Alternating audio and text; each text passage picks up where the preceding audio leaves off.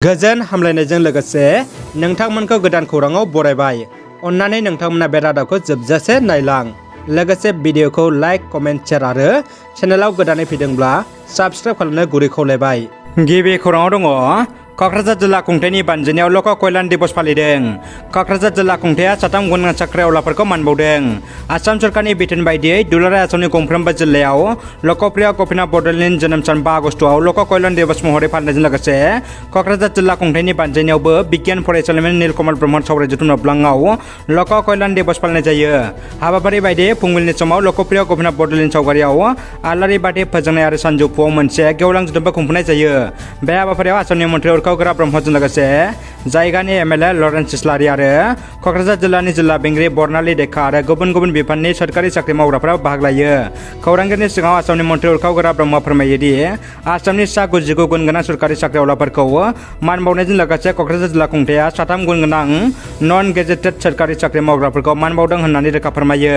क'क्राझार जिल्लानि चन्द्रपारायाव इउपिपिएलनि स्निथि गायसननाय सान फालिदों। हानजानि गायसननाय सानाव एमएलए रबिराम नार्जारिखौ गोख्रों रावजों सोंखारदों बिटिआर खुंथायनि गाहाय प्रमद बर'आ। हाग्रामा महिलारिखौ गाज्रि सोदोब बाहायनानै सोंखारिग्राया रबिराम नार्जारियानोमोन होनना प्रमद बर'आ गोख्रों अजद होदों। फिन आलदा रायजो बड'लेण्डनि थाखाय दिल्ली रावना।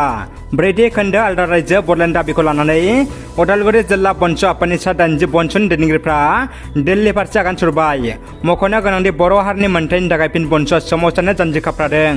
बिटिआर सरकारा सा 152 फोरोंगिरिफोरनो अरायथा थिसननाय एपइन्टमेन्ट होबाय। बिटिसिनि गंब्रै जिल्ला क'क्राझार, चिरां, बाक्सा आरो उदालगुरि जिल्लानि सोरखारि सिनियर सेकेन्डारि आरो हायार सेकेन्डारि लोगोसे प्रभिन्सियेलाइज डिग्री कलेजनि सा 152 प्रिन्सिपाल, भाइस प्रिन्सिपाल आरो फोरोंगिरिफोरनो बिटिआरनि सोलोंथाइ बिफाना अरायथा साख्रियाव थिसननाय होबाय। बिटिसि सेक्रेटारियाव खुंफुंनाय मोनसे मेहेरगोनां हाबाफारिनि गेजेरजों फोरोंगिरिफोरनो थिसननाय राननानै होयो बिटिआरनि गायखुंगिरि प्रमद बर'जों लोगोसे गुबुन गुबुन बिफाननि मावफुं सोद्रोमाफ्रा। आसाम सरकारा बिमा रावनि हेंथायै बिथांखि लानायफोरखौ थाबैनो बोखांनानै लानांगौ बुंदों दिपेन बर'आ। दिनैबो ब्रैथि साननि हाबाफारि बायदियै 5 आगस्ट 2022 खालाराव बाक्सा जिल्लानि सिङाव थानाय बरमा हिनजावसा गोजौ फरायसालि नबलाङाव बर' थुनलाइ आफाद आरो दुलाराय बर' फरायसा आफादा जथायै आसाम केन्द्र सोलोंथाइनि सायाव लानाय थांखि आरो बिटिआर गोरोबथानि 6.3 मावफुंनायनि सायाव सुबुं सांग्रांथि मेल लानाय जायो। सांग्रांथि मेलाव बाहागो लानानै एबसुनि आफादगिरि मानगोनां मुस्रि दिपेन बर' बिथाङा आसाम सरकारा सरकारि नङै फरायसालिफोरखौ सरकारि खालामनाय जानाय नंला होननाय थांखिखौ सोंखारि आरो बेफोरबायदि थांखिखौ गनायनानै लानो हाया होननानै बुङो दिपेन बर'आ। लोगोसे सरकारि नङै फरायसालिफोरखौ थाबैनो बिटिआर गोरोबथानि 6.3 दफाखौ दहाय होनानै थाबैनो सरकारि खालामनांगौ होननानैबो आसाम सरकारखौ खावलायहरो।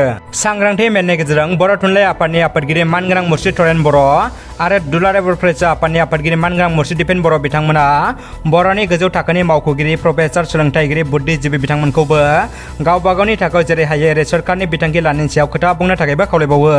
हाबाफारियावनो एबसु आरो बर' थुनलाइ आफादा थाखो 3 निफ्राय थाखो 12 सिम सानखान्थि आरो बिगियान आयदाखौ इंराजि बिजोंनि खालामनो आरो इंराजि बिजोंजों फोरोंथाइ होनो थांखि लानायखौ माब्लाबाबो गनायनानै लानो हानाय नङा होननानैबो बुंथियो एबसुनि आफादगिरि दिपेन बर' बिथाङा।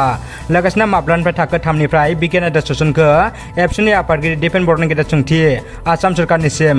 मानोना 5 थाखोनिफ्रायसो बिगियान आयदाया सोसनजायो होननानैबो बिथाङा दाजाबदेरनानै बुंबावो। दानिया फैदो जोबथा खौराङाव। ब्रिटेन हादरा चीननि टिकटक एपखौ बन्द खालामबाय। खोला सानजायाव चीन आरो ताइवाननि गेजेराव दावराव जानाया बांदों। बेनि गेजेराव ब्रिटेन संसदआ चीनखौ गोमोहोदों।